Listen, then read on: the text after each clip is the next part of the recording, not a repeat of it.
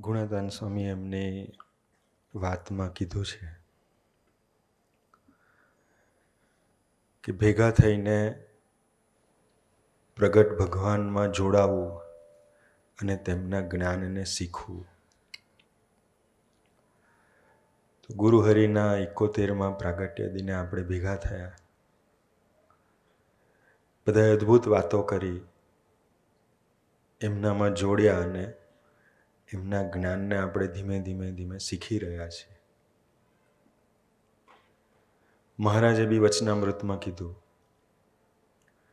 કે બ્રહ્મનો મનન દ્વારા સંગ કરવાથી બ્રહ્મરૂપ થવાય છે. તો એ છેલ્લા 2 કલાકથી આપણે બ્રહ્મનો મનન દ્વારા સંગ કર્યા કરીએ છીએ.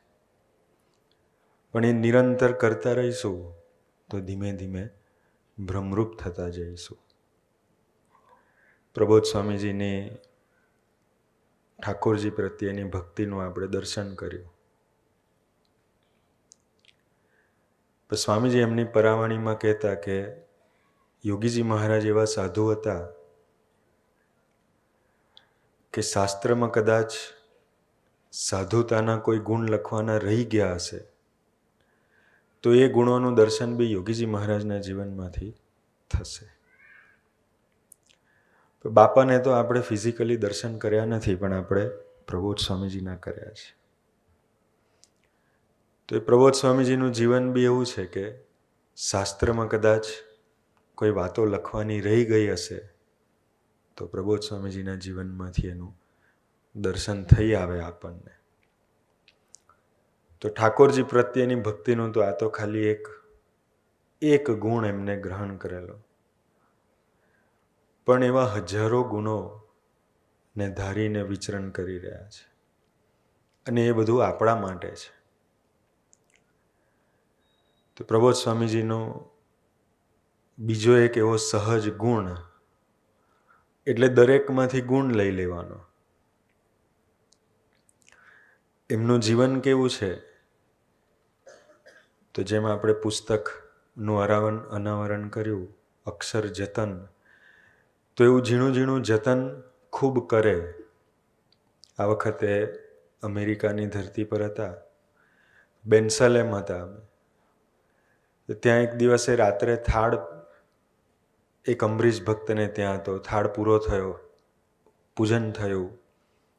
પૂજન પછી એ દીકરાએ પ્રાર્થના કરી ગુરુહરિને. મંડળના બી બીજા બધા દીકરાઓ હતા. બીજા બી એક દીકરાએ પ્રાર્થના કરી. એ દીકરાએ બી પ્રાર્થના કરી કે સ્વામીજી તમારો નિશ્ચય દ્રઢ થાય એવા આશીર્વાદ આપજો. પ્રભુ સ્વામી સામે બહુ સરસ જવાબ આપ્યો. જેમ નિખિલભાઈએ કીધું ને કે એમના માટે પ્રભુ સ્વામીજીએ કીધું કે આ જન્મે તો તને દર્શન નહોતા, પણ હવે મને ખબર પડી કે તું યોગમાં કેમ આવી ગયો, કેમ કે પ્રબોધ સ્વામીની દ્રષ્ટિ પડી ગઈ તારા ઉપર. તો એવું પેલાએ બી પ્રાર્થના કરી કે સ્વામી તમારો નિશ્ચય કરાવજો. ત્યારે પ્રભુ સ્વામી બહુ માર્મિક એકદમ ધીમું બોલ્યા. મહિમાની અતિશય મહિમાની વાત હોય ત્યારે પ્રભુ સ્વામી બહુ ધીમે રહીને બોલે. એટલે પછી એને ધીમે રહીને પ્રભુ સ્વામીજીએ કીધું કે નિશ્ચય છે એટલે તો અહીંયા છો. તો ત્યારે આપણને બી સમજાયું કે એમનો નિશ્ચય એમને આપણને કરુણા કરીને કરાયો, ત્યારે તો આપણે આજે અહીંયા 17 ઓગસ્ટ ઉજવી રહ્યા છીએ. નહીં તો આપણે ક્યાં ઉજવતા હોત ને શું કરતા હોત ખબર નહીં. પણ એ એમને કરાયો આપણને, એમાં આપણું કાંઈ નથી. તો બીજા એક દીકરા જેની ઘરે થાળ હતો, પછી એને પ્રાર્થના કરી. એટલે એને બી કંઈક આધ્યાત્મિક પ્રાર્થના કરી. પ્રભુ સ્વામીજી 1-2 મિનિટ એને સરસ વાત કરી. હું દૂર બેઠો હતો, મને સંભળાયું નહીં, પણ બીજો એક દીકરો રેકોર્ડ કરતો હતો. એટલે એ વાત પૂરી થઈ પછી જે રેકોર્ડ કરતો હતો એને મેં કીધું કે તું મને એ વિડીયો આપ, એરડ્રોપ કર ફોનમાં. એટલે એને મને એરડ્રોપ કર્યું. પછી પેલું એપલમાં 2 ફોન આમ નજીક અડાડે એવું એમ નજીક અડાડ્યા. એ ગુરુહરિ જોઈ ગયા પ્રબોધ સ્વામીજી અમને. એટલે પ્રબોધ સ્વામીજી મને પૂછ્યું કે આમ અડાડે એટલે કે રેડાઈ જાય કે એકમાંથી બીજામાં? તો મેં કીધું કે હા સ્વામી, એવું કરે તો આવી જાય. એટલે જે દીકરો આપતો હતો એને પ્રબોધ સ્વામીજીને પછી સરસ પ્રાર્થના કરી. કે સ્વામી જેમાં એકબીજાના ફોન અમે અડાડીએ છીએ ને એકમાંથી બીજામાં રેડાઈ જાય છે, એમ તમે બી અમને સ્પર્શ કરજો તો તમારામાં બી જે કાંઈ છે ને એ બધું અમારામાં આવી જાય.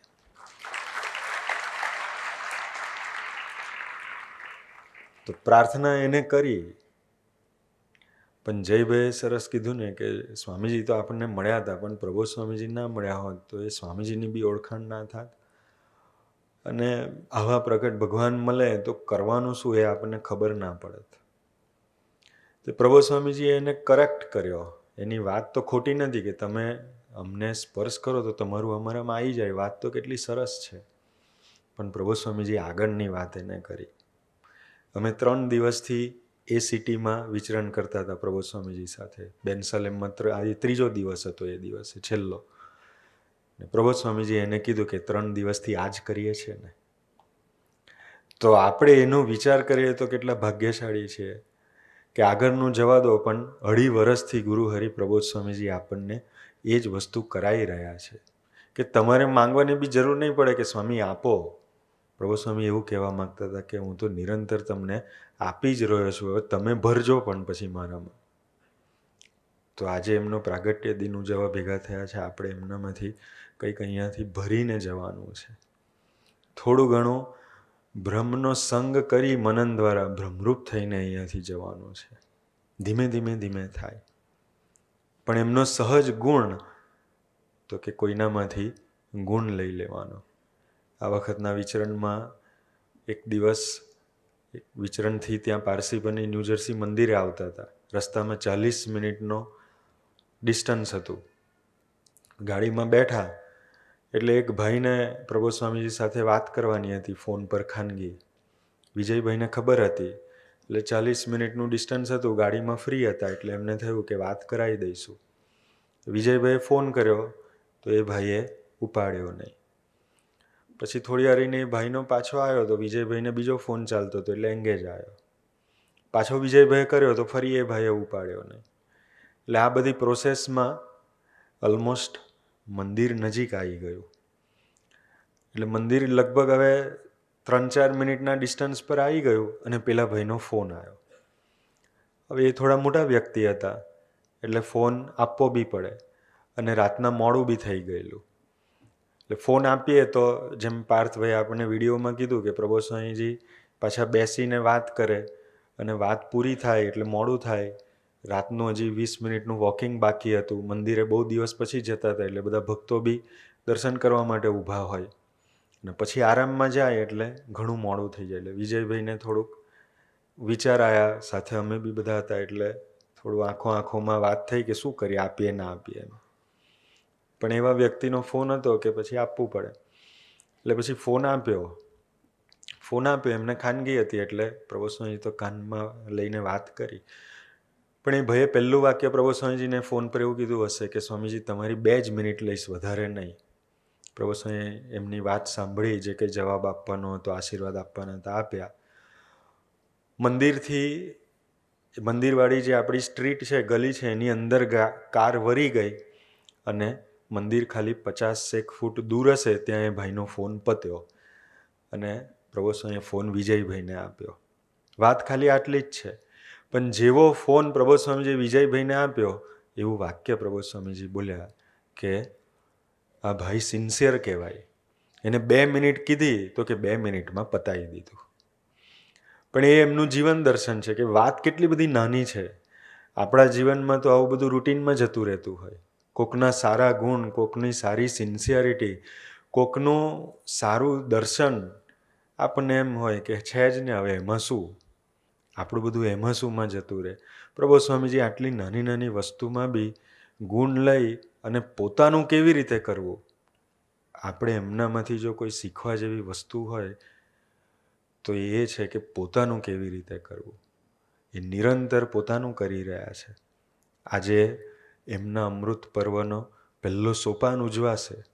આજે ગુરુહરિનો ભક્તિ ઉત્સવ છે તો એ તુલાના સોફામાં બી બિરાજમાન થશે, પણ ત્યાં બી એ પોતાનું જ કરશે.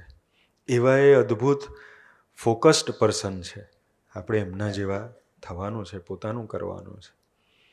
એવું એક દર્શન પછી ત્યાં ન્યૂજર્સીમાં રુદ્રકાંતભાઈ છે, અમરીશ ભગત છે વડીલ, સ્વામીજીનો ઉતારો એમના ત્યાં રહેતો. એટલે પ્રબોધ સ્વામીજી એકવાર સામે ચાલીને કીધું કે આપણે આ વખતે મંદિરે જઈએ તો રુદ્રકાંતભાઈને ત્યાં રોકાવું છે. એટલે એમને ત્યાં ઉતારો હતો. રાતના અમે પહોંચ્યા, મોડું થયું હતું, પણ એમની જોડે પ્રબોધ સ્વામીજીએ આનંદ કર્યો, એમને આનંદ કરાયો. પછી સમન્વય સ્વામી સાથે હતા, એટલે સમન્વય સ્વામી વિડીયો કોલ પર સનાતન સ્વામીને દર્શન કરાવતા હતા પ્રબોધ સ્વામીજીના.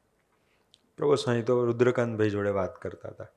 વાતમાં થોડો પોઝ આવ્યો, એટલે આમ એમને મોઢું ફેરવ્યું તો સમન્વય સ્વામીને જોયા, એટલે પેલો મોબાઈલ ધર્યો હોય ને, એટલે એમને ખબર પડી કે કોકને દર્શન કરાવે છે. પૂછ્યું સમન્વય સ્વામીને કે કોણ છે?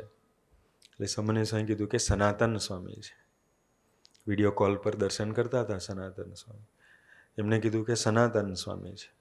જેવું સનાતન સ્વામીનું નામ સાંભળ્યું, પ્રભુ સ્વામી આપણને શીખવાડે છે કે કોઈ બી વ્યક્તિનું નામ સાંભળીએ, એના દર્શન થાય, સામે મળે, આપણે કરવાનું શું? આપણે સહજ અવસ્થામાં કોકને મળીએ તો કાં તો ન્યુટ્રલ ગેરમાં હોઈએ કે કોઈ વિચાર જ ના આવે, અને કાં આપણો ગેર રિવર્સમાં હોય કે એનું આપણને કંઈ ખૂંચતું હોય એ જ દેખાય. પણ એમને તો હવે સનાતન સ્વામી તો અમે તો કેટલા વખતથી ભેગા રહીએ છીએ, પણ જેવું સનાતન સ્વામી કીધું સમન્વય સ્વામી, એટલે પ્રભુ સ્વામી પહેલું વાક્ય બોલ્યા કે શ્રદ્ધાવાન સાધુ છે. પછી કીધું એ અને પેલા 2 દીકરાઓ બહુ શ્રદ્ધાવાન, કે રોજ સવારે ફૂલો તોડી લાવે ઠાકોરજી માટે અને પૂજા માટે. પણ આટલી મોમેન્ટ બી પ્રબોધ સ્વામીજી પોતાનું કરવા માટેનું છોડે નહીં. એમને સનાતન સ્વામી જોડે પછી વાત નથી કરી, પણ ખાલી આટલું જ હતું તો કે સનાતન સ્વામી શ્રદ્ધાવાન સાધુ છે. તો બીજી બાજુ એમની પોતાની શ્રદ્ધાની વાત કરીએ તો પ્રબોધ સ્વામીજીની શ્રદ્ધા ઓછી છે. જયભાઈ આપણને વાત કરી, પણ સ્વામીજી એના એ જ મહારાજ ધરતી પર આવ્યા, એ વસ્તુને સમાજની અંદર પ્રકાશ કરવા માટે પ્રબોધ સ્વામીજીએ જેટલી શ્રદ્ધા રાખીને દાખલો કર્યો છે એવો કોઈએ નથી કર્યો. પ્રબોધ સ્વામીજીએ જે સ્વામીજીના દિનચર્યાનો જે કવિતા કહીએ કે આપણે એની જે ચેષ્ટા કહીએ, કરીએ સ્મૃતિના ગાન, એ લખવામાં એમને દાખલો કર્યો. ત્યાર પછી એ લખાયેલું ઓડિયો રિલીઝ થાય એના માટેના જે વિરોધો ને વિરોધોની વચ્ચે પ્રબોધ સ્વામીએ જે શ્રદ્ધા રાખી, ધીરજ રાખી અને એ વસ્તુને રિલીઝ કરી છે, તો એ ઓછી શ્રદ્ધા નથી. એના પછીનો એનો વિડીયો રિલીઝ થતાં બીજા 10 વર્ષ થયા. તો એ 10 વર્ષ બી એમને શ્રદ્ધા રાખી, એમને હાર નહીં માની લીધી. ત્યાર પછી સ્વામીજીની પ્રસાદીની વસ્તુનું જે કલેક્શન, અને એ કલેક્શનનું દર્શન આપણને સૌને થાય એના માટે હરિસ્મૃતિમાં એ બધી વસ્તુઓને મૂકવાની, એના માટે એમને જે શ્રદ્ધા રાખી છે એ શ્રદ્ધાને આપણે કલ્પના નહીં કરી શકીએ. તો એ શ્રદ્ધા એમના જીવનમાં કાંઈ ઓછી નથી, પણ છતાં બી કોક બીજા સંતના જીવનમાં કંઈક નાનો ગુણ છે તો એનું બી દર્શન એ પોતે છોડતા નથી. એટલે સનાતન સ્વામી જેવું નામ પડ્યું એવું પ્રબોધ સ્વામીજીએ કીધું કે શ્રદ્ધાવાન સાધુ છે. એવું જ એક દિવસ ગાડીમાં હતા ને એ દિવસે અમરીશ સ્વામીજીનો જન્મદિવસ હતો, 24 જૂન કદાચ.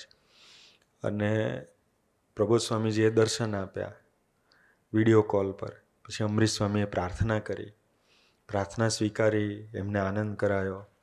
ફોન જેવો પત્યો ને વિજયભાઈને આપ્યો ફોન, એવો પ્રબોધ સ્વામીએ તરત જ અમરીશ સ્વામી માટે કીધું કે અમરીશ સ્વામી એટલે ખાનદાન વ્યક્તિત્વ છે. પણ એ એક વાક્ય પ્રબોધ સ્વામીજીએ ગુણ લઈને પોતાનું કરી લીધું.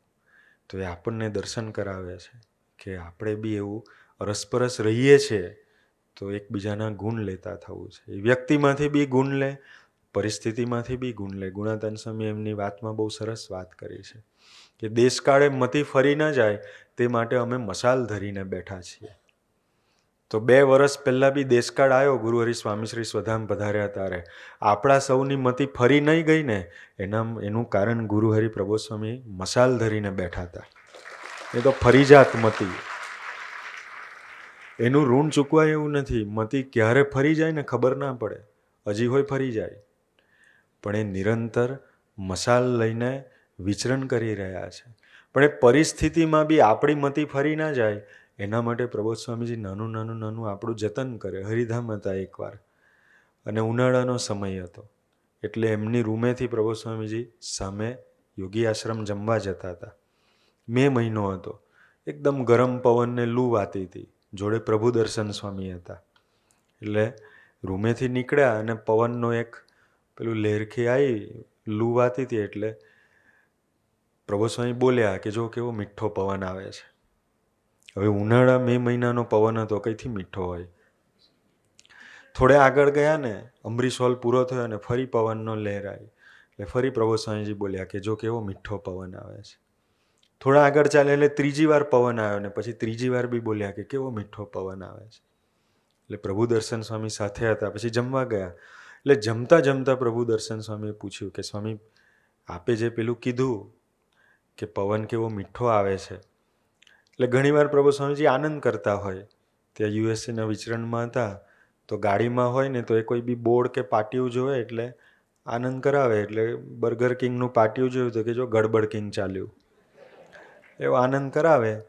એટલે એમને એમ કે આનંદ માટે બોલતા હશે કે આ મીઠો પવન આવે છે, કે એનું કંઈક રહસ્ય છે. એટલે એમને પૂછ્યું કે સ્વામી આવું કેમ કહો છો કે મીઠો પવન આવે છે? પવન તો કેટલો ગરમ હતો. ત્યારે પ્રભુ સ્વામીએ બહુ સરસ વાત કરી. ગુણાતન સ્વામીજીએ કીધું ને કે દેશકાળે તમારી મતિ ફરી ના જાય ને એના માટે અમે મશાલ ધરીને ઊભા છે. તો એ પુસ્તક જે આપણે અનાવરણ કર્યું ને એ મશાલ છે, આપણા બધા માટે છે. પણ આવી મશાલો એમને બહુ ધરી છે આપણા માટે. તે દિવસે મશાલ ધરીને બતાવ્યું કે પરિસ્થિતિમાં પોઝિટિવ કેવી રીતે રહેવાનું. પછી પ્રભુ સ્વામીએ કીધું કે પવન તો ગરમ જ આવતો હતો, મને બી ગરમ લાગે છે, પણ કે જો આપણે એવું બોલ્યા કરીએ કે પવન ગરમ છે ગરમ છે, તો પછી આપણને અપેક્ષાઓ ઊભી થાય કે આ મંદિરના સેવકો ફ્રી છે તો ચોકમાં પાણી કેમ નહીં છાંટતા હોય, કે આ સંસ્થાના જે બધા ડિસિઝન લેનાર એડમિનિસ્ટ્રેટિવ માણસો છે એ આપણને ગરમી ઓછી થાય એના માટે કશું આયોજન કેમ નહીં કરતા હોય. એ કે આપણને આવા બધા વિચારો આવવા માંડે. એટલે કે નેગેટિવ વિચાર ઊભો થાય ને, પ્રબોધ સ્વામીજી કે એ પહેલાં જ એને કાપી નાખવાનો, નહીં તો એક નેગેટિવ વિચાર ઊભો થાય એટલે પછી એ બીજા હજારો વિચારોને ઊભા કરે ને આપણને છેક સ્વામીજી સુધીના પછી ઓરા ભાવમાં લઈ જાય. એટલે કે આપણે છે ને નેગેટિવ વિચારને ઊભા નહીં થવા દેવા. એ દિવસે એમને શીખવાડ્યું, પણ એ એમનું સહજ જીવન છે. ગુરુ હરિપ્રબોધ સ્વામીજીનો આજે પ્રાગટ્ય દિન છે. એમના એવા દિવ્ય અદ્ભુત ગુણો એમને ધારણ કર્યા છે અને એ બધાનું દર્શન નિરંતર કરાવતા હોય છે. આજે એમના ચરણે એટલી જ પ્રાર્થના કરવી છે કે તમારું જીવન તો અગાધ છે, અનંત રીતે તમે એના દર્શન કરાવો છો, પણ અમને એવો બુદ્ધિયોગ આપજો. અમારા સ્થૂળ દ્રષ્ટિથી અમે તમને જોઈએ નહીં, પણ એવા અક્ષરધામના દિવ્ય ચક્ષુ આપજો જેને કરીને અમે તમને જોઈએ, તમને અમે ક્યારેય અમારા જેવા ન માનીએ, મનુષ્ય ન માનીએ, મનુષ્યથી પર અક્ષર બ્રહ્મ છો એવા ભાવથી અમને દર્શન કરતા આવડે, આપના જીવનમાં ડૂબતા આવડે એવો અનુગ્રહ ગુરુ હરિપ્રબોધ સ્વામીજી આપણા સૌ ઉપર કરે. એ જ એમના ચરણે પ્રાર્થના. સજાન સ્વામી મહારાજની છે.